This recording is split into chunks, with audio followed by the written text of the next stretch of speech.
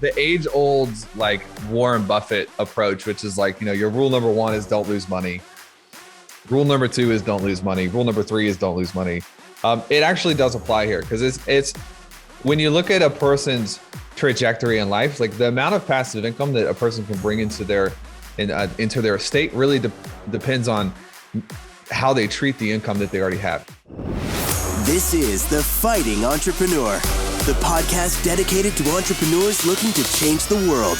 Learn how to start, build, and scale a business in today's highly competitive business environment. Here's your host, The Fighting Entrepreneur, Anik Singal. What's up, you crazy fighting entrepreneurs? Guess who it is? Your favorite person in the whole wide world, Anik Singal, back with another fighting episode. Today, I've got with me Mr. Taylor. All right, you are going to learn some tremendous things from him because, well, he's a damn smart person. And I'm telling you right now, so today's topic is going to be how to generate $100,000 a month in passive income. He's going to be giving me advice. You get to listen in. For those of you who follow this podcast or follow any of my stuff, especially on the Facebook group very closely, you know I'm on this journey right now to generate passive income, all right? Now, I've made a lot of money in my past. And lately what I'm realizing is the money that's made from money. When money makes money, nothing beats that. That's what the episode today is about. Listen, make sure you listen to all of our other episodes, onicpodcast.com. If you're listening to this on YouTube, make sure you click subscribe right now and leave a comment below and click the thumbs up icon. And if you're on any other podcast channel or any other medium of podcast, make sure you leave us a great review and hit subscribe. Last but not least, Lurn, Lurn.com. Go join the revolution of entrepreneurs. We are all sticking together, working together, helping one another. There's a lot of free courses there, so go to Lurn, Lurn.com. Make it happen right now.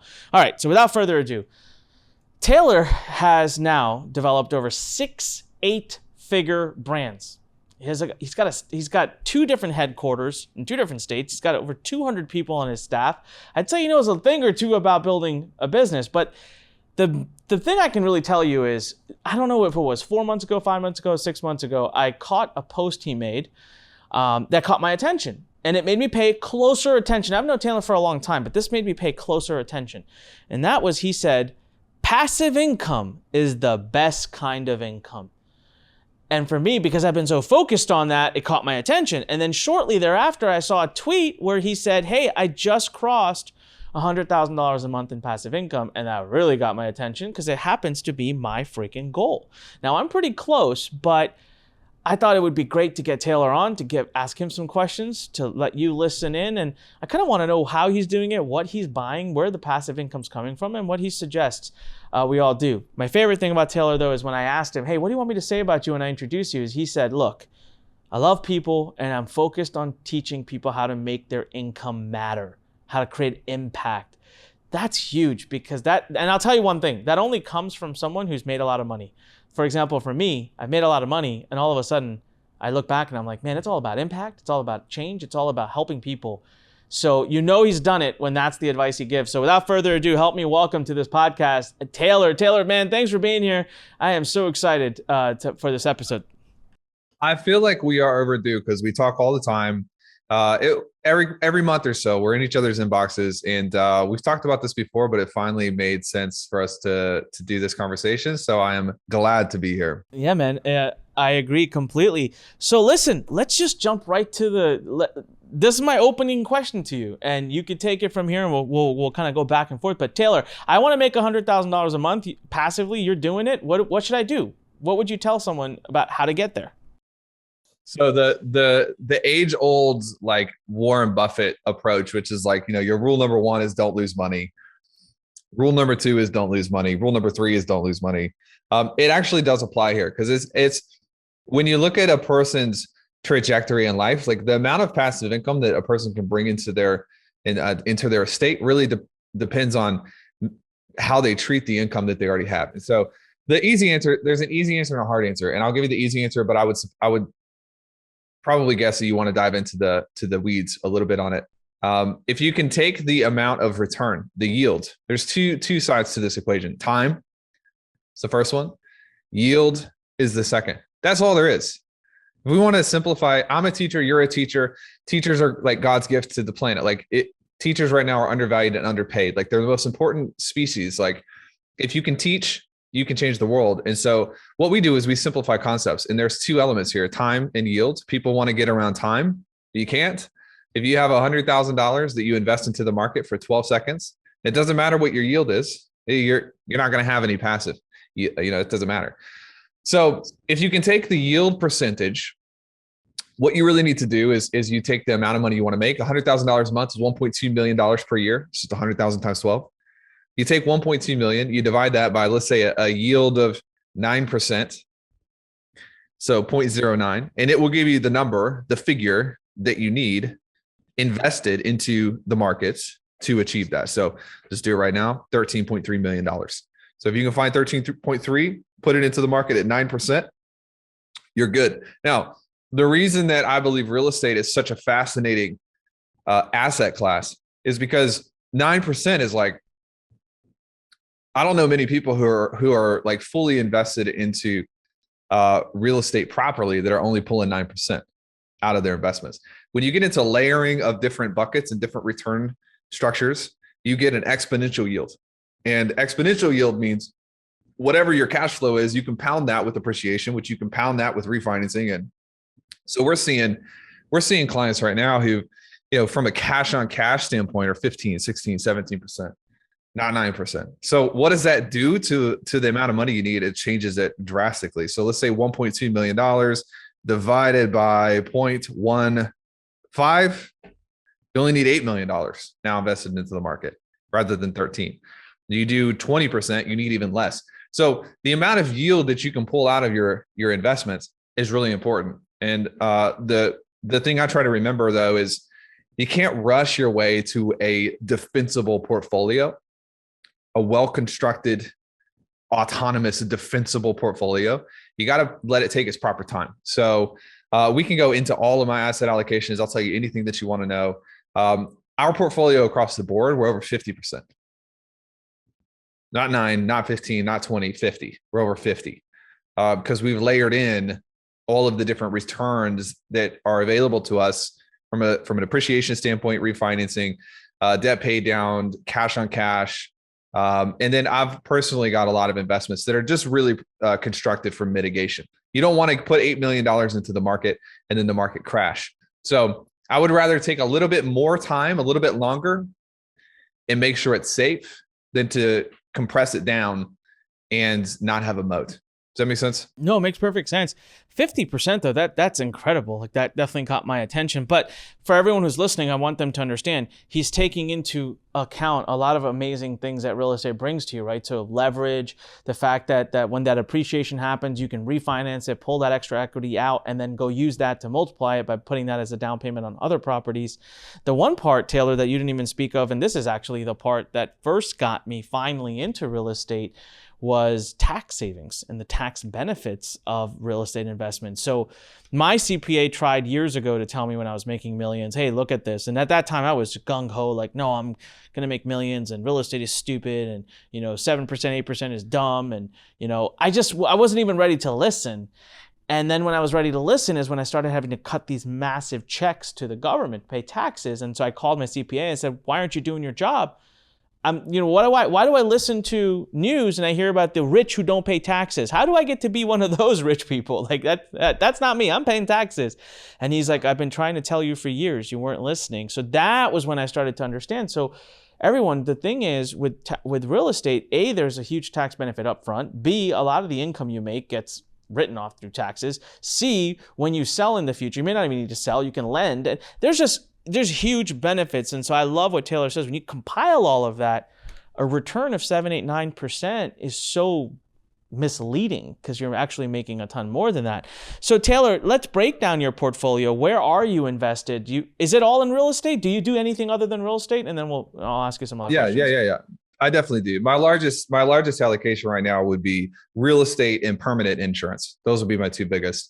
But to your point, let me give you some hard tangibles on those buckets and those returns. Let's say $150,000 house in, let's say, Kansas City or Charlotte. And I'll tell you where we're invested in real estate markets too. $150,000 house, you're going to put $30K down for that. Let's leverage it. This is a levered yield.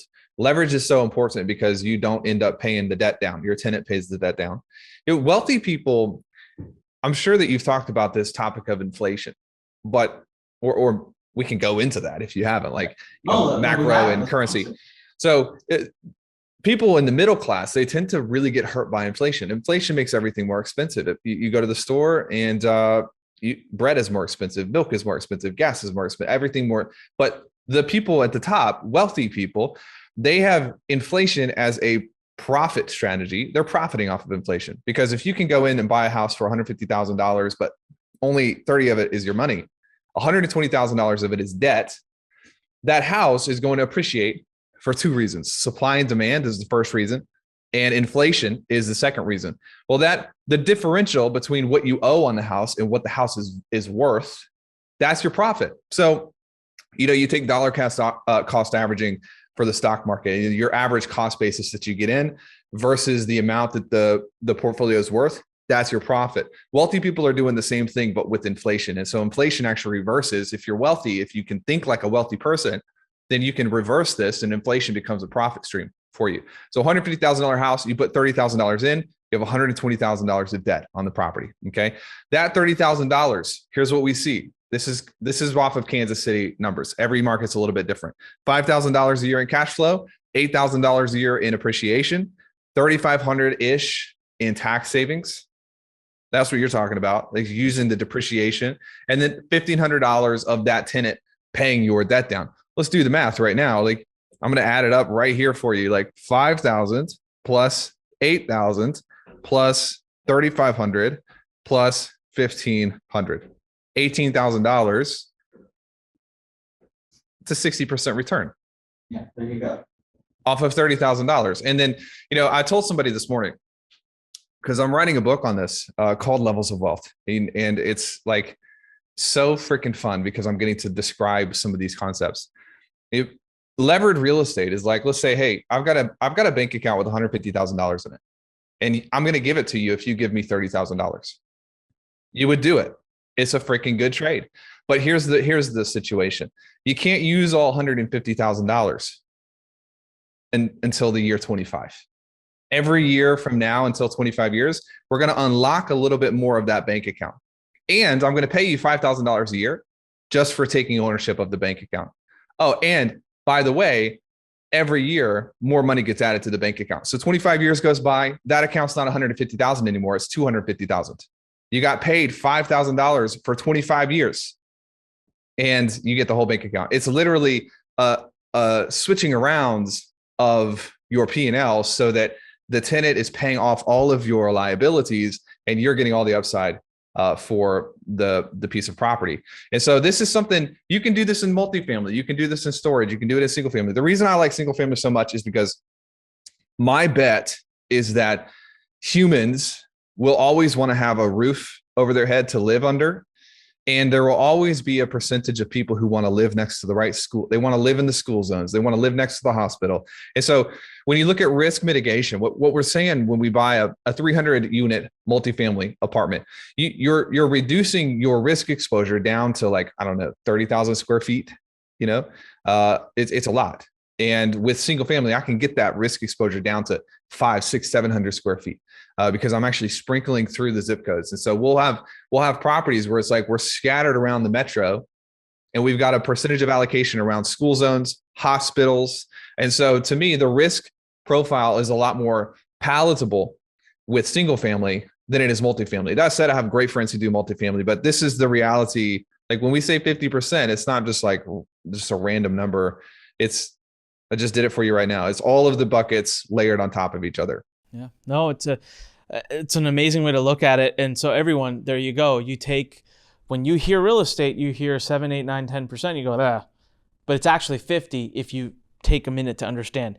So we're going to dive a little bit deeper, Taylor, into your real estate, but you said your two greatest holdings of your overall passive investments are real estate and permanent insurance. Can you explain permanent insurance? Like what you mean, like life insurance, right? Yep. Yeah. Like whole life insurance would be permanent. Term is what a lot of people get because it's cheap and they're only interested in the death benefit. Yeah. You should have term insurance. Like if you listen to this, you don't have term insurance or you don't have any form of life insurance. um, you're silly. Like you're just silly. You don't, it means that due to maybe a lack of education or whatever, you're not making choices that are good for the people around you. Whole life is it's permanent. It's forever. And so whole life includes a death benefit, just like term does. It's more expensive though, because it has a cash component inside of it. So you'll hear financial gurus who are like, don't do whole life. Whole life is a scam. Well, it's because they're relegating content to the poor and the middle class. And so when you are a person of means, and the number one job for you is to convert your fiat money into assets, you can put money into a whole life policy, fund it all the way. That money's going to grow at 6% annually, and you can pull 90% out of it as cash. It's creative collateralization. So I put a lot of money into whole life. My family is, set for life, no matter what. Like if anything were to happen to me, my wife would have just hundreds of millions of dollars. And while I'm living, which is the important part, it is also an asset. Term insurance is only beneficial to you if you die. Yeah. It's a cost and it benefits if you die. Whole life is an asset class. So let me ask you this question about life insurance. So I definitely, both my wife and I have it. We have whole life. We have actually great plans. And one of the other things everyone about some of these life insurance plans is that they can get invested. They can't go down. So it's like the market might go down, but you have a baseline. So you will always gain X percent, a stop loss. Exactly. Now, you might not think that's a big deal, but study what that does in 20, 30 years. It's massive. It's massive. So my issue is I can't have a lot of it because of my health issues in the past. So I got what I got. And even that was like wizardry that was done by my amazing agent. One question I have is, and without going too detailed, because I feel like we might go down a rabbit hole that the listeners may not benefit from, but do you fully fund it? Like I put in a good amount of money every single year, but I could take the 7-year endowment or whatever they call it and just like max load it in this year. I've been thinking about it, but I'm like back and forth on that. So my guess is you fully fund it, don't you? Just as much as you can pop in. Yeah, but the way that mine are constructed is you don't want to mech the policy, and so there's a limit to how much you can put in. Yeah. So for me, all of mine are on like permanent. They're on plans. So I've got a 10-year, a 12-year, and a 15-year, and I pay a lot of them. 2 of them I pay monthly. 1 of them I actually premium finance, and so that's an annual due. But I pay them up to the limit. You don't fund them all the way in terms of the cash value, because the policies, the way that mine are written, won't actually let you do that. Yeah, they won't. So there's always a limit, because if you cross that limit, the IRS now no longer, it considers it a modified endowment contract or something. So what I meant is, do you hit the limit though? So what that limit is, you fund in as much as you can up front, which is the reason why this year I've been thinking about doing that, because I did some calculations and long term it made sense. Again, if you're wondering, everyone, it's because that stop loss. It's because you can't lose. Long term, man, that just makes a lot of money. Taylor, roughly of your total portfolio, what percentage would you say is in real estate and what percentage would you say is in permanent insurance? 70 and 30. 70. These are like tangible. A lot of my net worth right now is in the valuation of the businesses as well. So this would be for like genuine, tangible asset book. 70% is in real estate. And so you don't have, I guess you're not really doing market or stocks, because that's anyways I guess that's in your permanent insurance. It's probably, yeah. What are you in your permanent, in whole life? That's just a guaranteed 6%, right? Or you're not in any kind of index funds or anything like that? The whole life policies that I have, no, they do follow the markets. They just have a stop loss on them so they don't go negative. I have a portfolio of marketable securities. It's just really small. It's maybe like 1%. And at some point in the future, this is the problem with 2021. Like, this is the entire problem. Is I think that the system is pretty rigged at the moment. Now, I'm not licensed, and I'm not giving financial advice, and you can't listen to me based on anything I'm about to tell you. However, if you go to the S&P 500 and you denominate it by US dollar, which is a form of fiat currency, it's shooting up, right? If you denominate it based on real estate, it's crashing. Based on Bitcoin, it's crashing. Ethereum, crashing. Like every sound store of value, the markets are crashing all around us. But we're hacking it by manipulating the value of fiat currency. And so I do have marketable securities. I'm just not a huge believer or proponent in them right now for me because of what I can do in real estate, because of what we can do in crypto.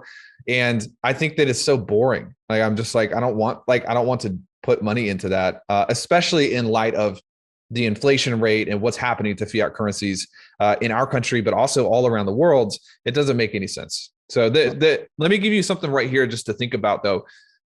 People prioritize diversification because they lack intelligence. People who are actually intelligent enough to read are most oftentimes going to prioritize and over-index on optionality and mitigation, not diversification. So what is diversification? It's just spreading things out over a smorgasbord of things because you don't know what's going to win. Mitigation is being strategic and saying, there's an area of risk here, and so I'm going to invest in this over here that's a counterbalance. It's inversely correlated so that there's proper coverage. So here's an example. We have hundreds of properties in our holdings firm, but I also have a collection of personal properties, and there's risk associated with that, such as vacancy, such as maintenance. I mean, you know all this because you're in real estate too. So there's all these risks, but I have an amount of investment into a fund that has a non-variable return that is equal to my maximum loss on the single family. That's mitigation. It's finesse. It's perfectly correlated to what my risk profile is, rather than just being like, you know what, I'm just going to invest in like 17 different things that I don't understand because I don't want to lose money. There is a proper place for diversification, but only if it's strategically deployed for the purposes of mitigation. That's a thing to think about. Makes perfect sense. You're absolutely right. And when I was talking to my own wealth advisors who I've worked with for years and have taught me, they said, go ahead and pull up the top 50 richest people in the world and tell me which of them is diversified. Every single one of them put their eggs in a basket, got damn good at it, and then multiplied it. And so it's crazy. But if you look at the top 10 richest people in the world, I think all 10 of them are like different industries. So it's not like there's one way to do it. You just have to figure out the way that's right. And you're absolutely correct. For me also, the more and more, I've been a little slower to adopt over. So I've been doing it kicking and screaming. And suddenly this year, my love affair with real estate began because just kind of the symphony came together for me. So you mentioned crypto as well. I know you've posted a lot about NFTs. I share your enthusiasm. Sometimes I get sucked into it, so I try to stay away a little bit because it's a black hole. But how much are you very bullish on crypto? Do you have a bunch of money in it or a little just to play? Like, where's your take on those? Like probably right now, maybe $500,000. So nothing spectacular or crazy. However, I do believe that when you look at I'm reading a book right now called The Token Economy. There's two conversations to be had. Conversation one is crypto as a form of currency or a store of value? And then there's the second conversation, which is the blockchain or the network as a form of utility to replace the freaking internet. Like it's going to replace Web 2.0. And so they're kind of two conversations that are sort of merged together, but people get them confused. Like somebody sent me an article that CNBC was doing, and some guy was on there talking about cryptocurrencies when he was really talking about tokens. It's like, you're an idiot. You don't understand the difference between a blockchain and a store of value. They're not the same things. Over the next probably year and a half, I'll have several seven figures in crypto because I feel like it is where the world is being. Every once in a while, man, you feel it, and it's like, oh, the world doesn't have a choice. Like we're not like deliberating about this. Like this is happening, and you see that happening with China created their own digital coin, and the Federal Reserve says that they're not going to do anything, but who knows what's going to happen there. But you look, Bitcoin is it's inevitable. It's going to, if people don't want to use a Federal Reserve token, they're not going to use it. What are you going to do? Throw everyone in jail if they don't use a token? And we did that in the early 1900s. If you didn't know that, we literally said, we're going to send you to jail if you don't turn in your gold, because we had to get off of the gold reserve into a form of fiat currency. They can't do that again. It's not going to work. And so I believe like, yeah, crypto is the future for sure. I don't believe that it's all going to be Bitcoin or it's all going to be Ethereum, but I think that different blockchains are going to provide different benefits and different utilities. But Bitcoin right now is at the top of it's the apex like right now, because it's the only thing that's strictly created for a store of value. It's the hardest money in the history of the world. We can't get more of it. And I think people are starting to realize that you can shoot Bitcoin, across the world to a country in South Africa, and the government can't do a damn thing about it. They can't stop it. They can't control it. China tried to shut down Bitcoin. What did it do? It just pillaged the Bitcoin mining power of China. They shot themselves in the foot. And somebody was telling me like, I think the government's going to shut it down. It's like, no, you don't understand. The Bitcoin will shut the government down. Like it's a reversal. It's a live human virus. It is designed to protect itself at all costs. There is no shutting it down. It's not happening. So I'll probably start ramping it up. I think the conversation of it getting shut down, we're past it now. It would have happened. That's what I was saying when Bitcoin was $50. And I give full credit to Dan Lehman, who was trying his butt to get me to agree and to acknowledge. We're talking 7-8 years ago. I remember when Dan Lehman came to work with us, he asked, can you please pay me in Bitcoin? And I was just like, what is this rubbish? Like, get out of here. No, and then he was, what's that? You and me both. I feel like that's all of us. We're like, damn it. Yeah. Why did I get into this earlier? Exactly. And I had it. He was in front of me when it was like $50 or $100. And he was like, you need to do this. Trust me. And so today, first of all, I understand it. And that I think for those who argue against it or who think it's, fictitious money or whatever, you don't understand it. Once you get into the tech and understand it, then you have a moment where you go, holy crap, we need this. Like, and then all of a sudden you're a believer, right? So completely agree with you. Starting to wrap things up, one question I have for you is your real estate. Let's break that down. I know you love single family. Some of your advice on single family is very counter to a lot of the advice of people who put millions into real estate. So I get this advice from my advisors. They're like, you need to do bigger deals, not buy a bunch of $100,000, $120,000, $150,000 single families, because then you have to just manage that huge portfolio. And I'm like, I see the value of that advice, but then I look at you and I'm like, it seems first of all, of your real estate, how much of it is single family? Is it all single family, or do you have other assets as well? Other classes? Everything except for like one 10-unit complex. So that's definitely by design. Talk to that a little bit. Why you did speak to single family a little bit. You said, hey, look, but how many properties do you have? It's higher yields, first of all. It is you can diversify easier inside of your risk profile. And it's easier to get in and out of. So your optionality is higher. So we put everything in blocks like LLCs. So one LLC per $2 million of real estate. So I could go out and I could sell everything I have in Alabama in a week. It's very accessible. Like I don't know how many people in the United States could afford a $2 million LLC, but it's a lot. Like a lot of people could do that versus your like $120 million complexes. You've got Blackstone, BlackRock, like a couple hedge funds. Like you reduce down your market when the asset cost is $120 million, right? Yeah. The key here is figuring out your acquisition strategy. And so you can put a portfolio loan on 20 properties. Boom, one loan. An insurance policy on 20 properties. Boom, one insurance policy. It's starting to sound a lot like multifamily, isn't it? Yeah. One loan, one insurance policy. And the difference is with if you have a complex that has 50 units in it, you're going to put property management on site. And so they're going to live at the place. They're going to manage it. They're going to do a really good job most cases if there's good management. You have to find the right property managers to make single family work. That's the big thing. So we've got financing, coverage, and then management. And if you can figure out those three things, then you can make single family look a lot like multifamily. You just take 30 houses, 30 doors that have one loan, one policy, and one management company. It's relatively similar to a multifamily complex. Got it. Okay.